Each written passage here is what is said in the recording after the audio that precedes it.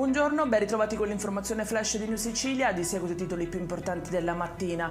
In apertura un sequestro di 9 milioni di euro, 4 arresti domiciliari e l'applicazione di misure interdittive. Questo è il risultato di un'indagine condotta dalla Procura europea e dai magistrati di Marsala su un caso di corruzione e frode ai danni dell'UE.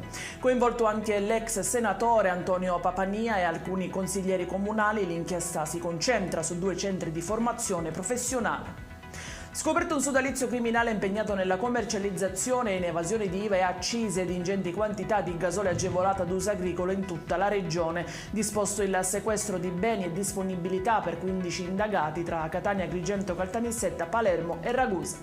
Un 32enne è stato arrestato a Catania per tentato omicidio dopo aver accoltellato la madre, una 62enne, con una decina di colpi. Il gesto sarebbe scaturito dal rifiuto della donna di dargli i soldi necessari per acquistare la droga. L'aggressione è avvenuta in un elegante palazzo nel quartiere Cibali.